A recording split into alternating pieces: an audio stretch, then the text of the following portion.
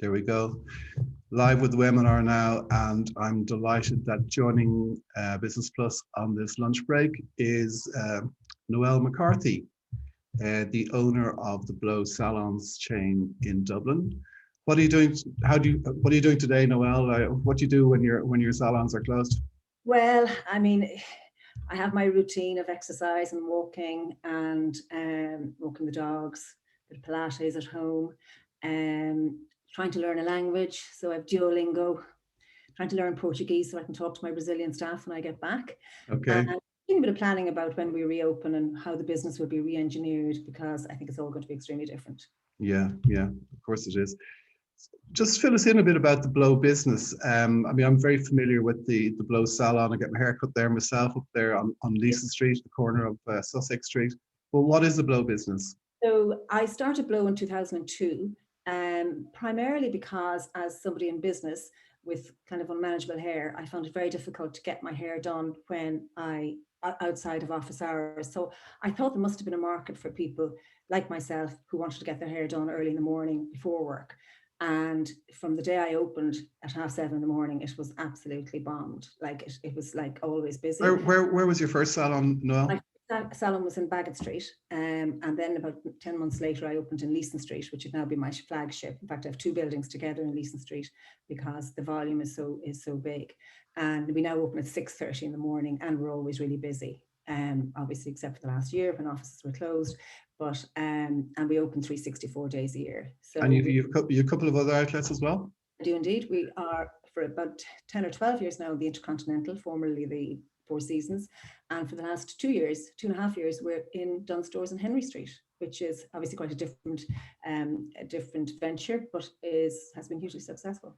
So the venture is called Blow. I understand that you started up the business as a blow dry specialist, but now you're the full service. That's it. We did, but I quickly realised that first of all, it wasn't profitable to be doing blow dries only.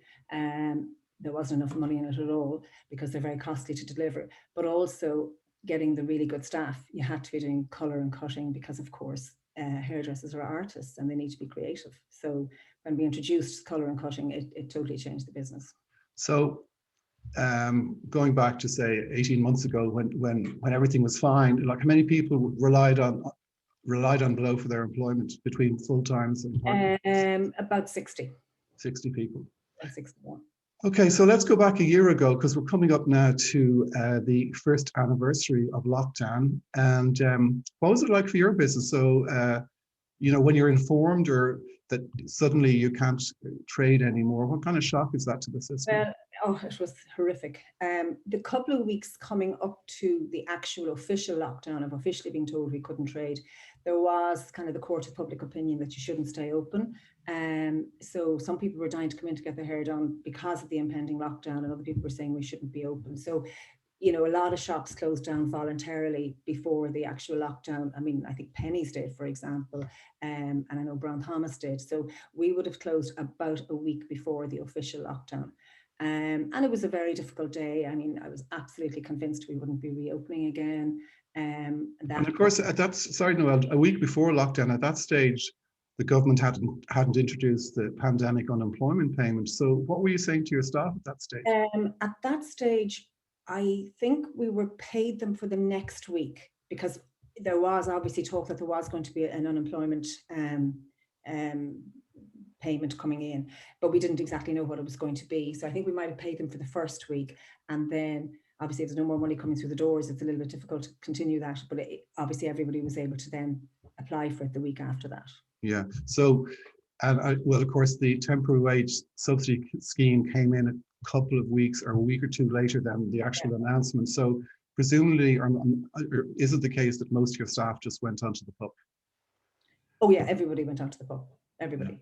Yeah. And which I mean was an absolute lifesaver. And as an employer with so many people in a not particularly highly paid environment, I know how vulnerable people would be to not having enough money to pay their rent and to eat even. And I mean, one or two people I had to give money myself to who, for one reason or another, found it difficult to get onto the pub. I had one girl, for example, who just arrived from Turkey, and she just took a while to get around to it. But I mean, it all worked out in the end. But I mean, it was, very difficult for people in that vulnerable financial situation. Can you recall, a year ago came March, coming up to the end of March and April, what visibility was there for you in those initial weeks, like especially into April, about how long you were going to be prohibited from trading? And well, we didn't have a clue, obviously. I mean, but I mean, if you think back to it now, I mean, we know so much more now about the virus and about how it's going to affect everybody. But back then, I think the fear about health, the fear about, I mean, I thought I was going to be homeless, literally, that my business would be gone, I'd have debt, I'd have to lose my home.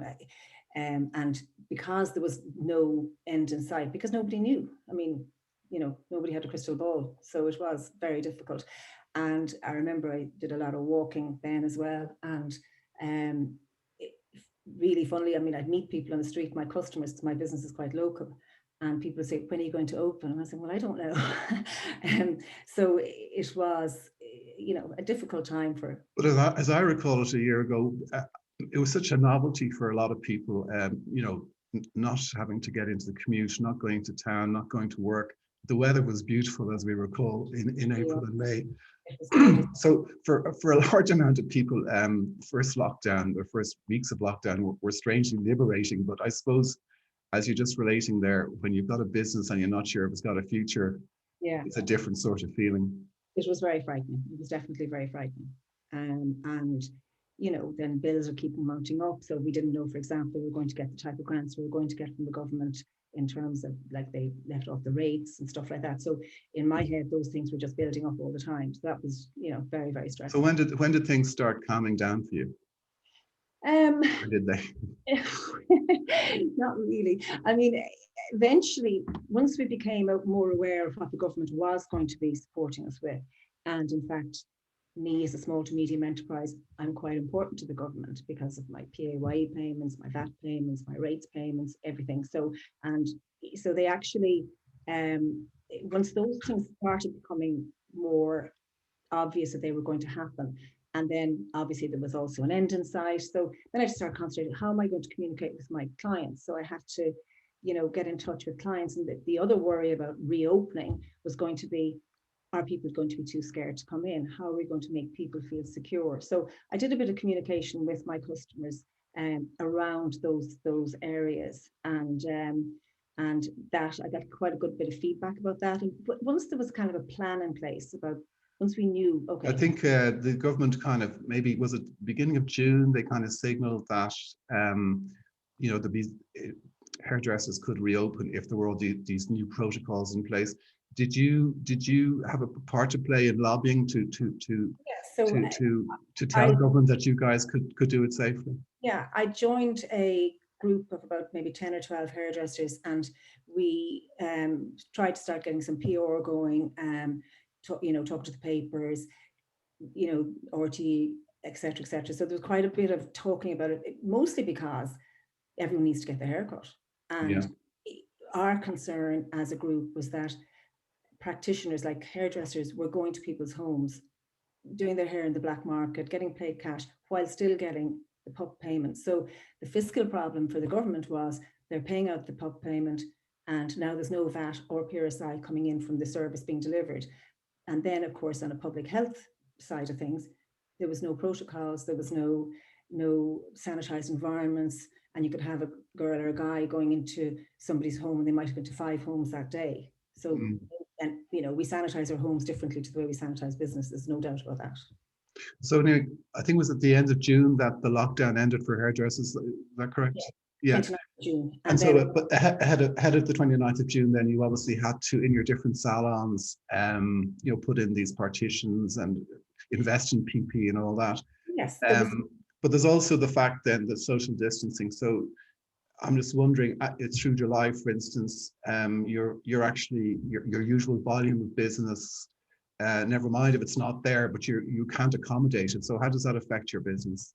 Well, the opening up, first of all, was highly complex because we did have to change around things physically within the salon to accommodate social distancing, and like you say, perspex screens, masks, a lot of PPE, gloves, sanitizing. But and in the background, it was also quite difficult to understand how many appointments you could actually take. And at my business is quite complex. I do hair and beauty. So it's kind of quite a mathematical difficulty in figuring out, okay, if I have 3 people getting their nails done and 2 people getting their hair done, or nails and hair, etc. So that was quite difficult. Now we have an automated system for making appointments, but getting it right and to make sure we were fully compliant with all COVID restrictions. I suppose the other factor too, Noelle, would be because, like, you know, people weren't going to the office, they weren't going to the horse show, they weren't going to a wedding. Obviously, there was a natural fall off of business from that as well. Yeah, there really was. So, like July, because of pent up demand for colour, was actually a very good month, of course. And even though we opened slightly longer hours, even though we could only take about 60% of the volume of people in the building, I had taken over the building next door, so I was able to expand up through that. But also we kept people later in the day. So July was really good, but then August, which was usually for, as you say, horse shows and weddings and things, and tourists, would normally be fantastic, was really quite poor. How did this then impact on your employment level? Because obviously, if you've got less people coming through the door, you've less need of staff. And I'm wondering perhaps that between March and the end of June into July, some people, I understand a lot of your workers are from overseas. Maybe that some of them just decided that it wasn't worth the candle and they never came back. Well, some people, quite a small number of people didn't come back at that stage, and some of them went back to their native countries. And there was some people who just didn't come back to work because they felt they were too at risk health-wise to work because they might have got underlying conditions. But for the most part, most people came back. And after the initial big surge in custom, when it got quieter, it was very difficult to schedule staff. Even though we're getting the government support on wages, it's quite difficult to have people hanging around doing nothing in a salon or in a restaurant. And I found this anecdotally with my neighbours in restaurants, that the same thing. People were dying for the restaurants to open and the salons to open, but they didn't necessarily frequent them as much as previously. Yeah, that's the other factor. So it's not just a lack of demand for the blow dry because you're going to an event, but it's also there's customers who actually don't want to go near anywhere that is a public place. And I did a couple of surveys with my customers in the first lockdown, and one of the obviously quite a bit of fear. So I was trying to introduce ways to allay their fears. So, for example, if they came with their hair washed, which would obviously be less interaction with the hairdresser, they might feel safer. Or we provided a private room for some customers to go in. But one of the things that came back from the clients was they wouldn't go anywhere where they felt the virus wasn't respected, which I found was a very interesting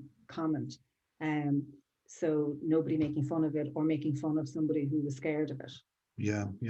So that was quite interesting for me.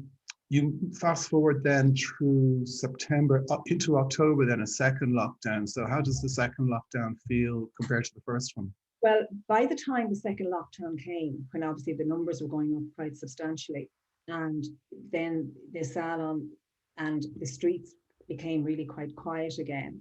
So it was obviously awful to be closing down, but then there was an element of relief because of the fact that the business was so depressing at that time. I remember communication to all my staff the day we locked down, because they were obviously quite upset again. And I said, just take this time, reflect, keep safe, and we'll be really busy at Christmas. And that's what happened.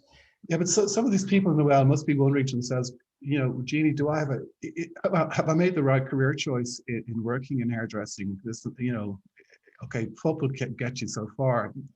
I'm just wondering, how hard is that recurring staffing issue when people are being tossed about like this? I don't think it's just for the hairdressing business. It could be the restaurant business, it could be the airline business, it could be any of those businesses. I mean, how do actors get on? How do singers get on? I mean, they've been able to do nothing for the last year. Unless it's completely online. Obviously, we can't move online because there's a physical end to it. But in the second lockdown, we started doing kind of a colour to go. So we professionally mixed the colour and click and collect service that we were allowed to do in October. And that became very popular, actually. We have an interview with Mark O'Keefe of Brown Sugar. in the latest issue of Business Plus. And one of the points he was making, actually, especially I think for the Christmas period, was that there was no small ticket items. People have been waiting so long for something to do with their hair. When they came in, they're getting they're doing the full Monty. So a lot, hair, color, trim, whatever the ladies want, and the gents, of course. So from that point of view, he was quite happy with trade. So was that the same experience for you coming up to Christmas? Absolutely, and definitely after the first lockdown as well. It was the big ticket items. Also, I mean, we had to increase our prices, as a lot of people did, to cover kind of PPE, the lack of volume. And our customers, for the most part, were extremely supportive of that because they understood how hard it had been for the business. Yeah. But definitely the bigger ticket items were a huge help to us after the closures. And going forward, I think a lot of salons are going to have to remodel and re-engineer their business to ensure that they remain viable. If, as I suspect, a lot of offices won't go back. People are different. So my 6:30 in the mornings, which used to be, I might have had like 50 or 60 people in the salons before 9 o'clock in the morning, and now it's a handful. So will that come back? I don't know. We'll see. One of the points Mark O'Keefe was making about Christmas was that so he'd taken back staff using the employment wage subsidy scheme, but some of the staff, their friends would still be on the PUP or whatever, on the PUP. And so when the government gave the double bonus at Christmas to PUP recipients, he kind of felt cheated by that because he was trying to be a good employer. And yet the people who were just left on the PUP were getting more money than his staff. And he said it really rankled with his employees. Did you have any similar experience? Yeah, I mean, well, when December came around and we reopened, and I had about 10 or 12 staff who wouldn't come back, which was very disingenuous. They stayed on the PUP. It's easier to get kind of mixer type work around Christmas, black market work. And that's what they decided to do. And then, of course, they got the bonus as well. Now, most of my staff, because I think the double bonus depended how many weeks you were. So even if you were back in employment, you could get it. But unfortunately, a couple of my staff who I'd put back onto payment before we reopened so they could do the click and collect, so I did the assisted thing. Some of them didn't qualify, and that I felt bad for them, but I didn't know it was going to happen. So anyway, here we are into your third lockdown. It's 11 weeks and counting. I'm wondering, feedback from your clients. You obviously have a very loyal customer base. How are women coping, and men, but mostly women, because they go for more intricate color stuff and all that than men do? How are they coping without being able to access their hairdresser, or are they all just using the black market now? There's various things. I mean, some people go and get what we call the box color in the supermarket, and which then takes ages to fix when they come back. Other people just have learned to live with it. And then you'll have the people with the black market. It's rampant, and I completely understand. Is it ever a mental health issue for some women?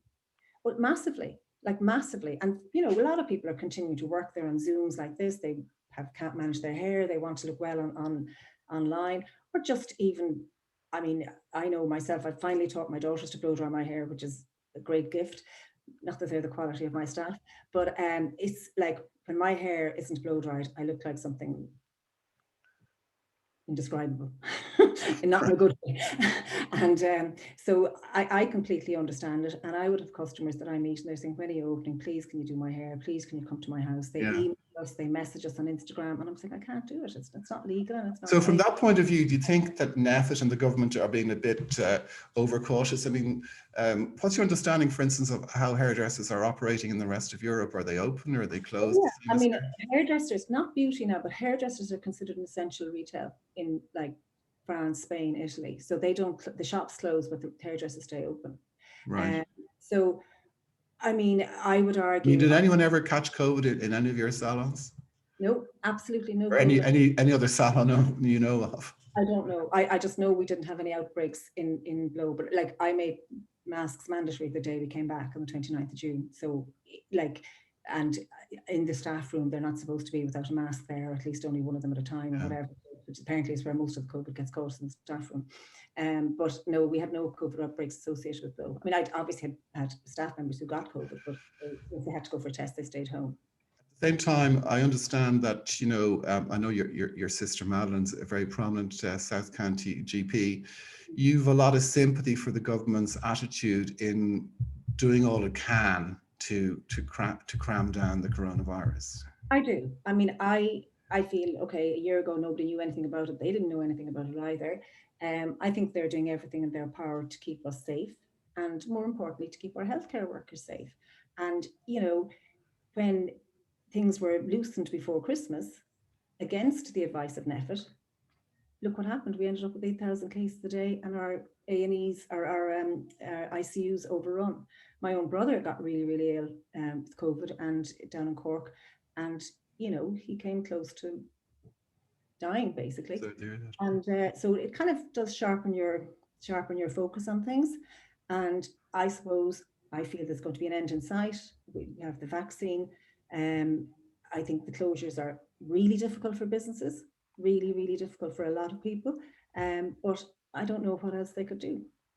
yeah, I mean, in your own case, have you found that supports such as the rates waivers, the EWSS, and now the CRRS, which pays towards the premises cost, I mean, has that kept you liquid? Absolutely. I mean, I think the government support has been extraordinary. I know obviously we're going to have to be paying back at some point, or probably all of us or our children will be paying back.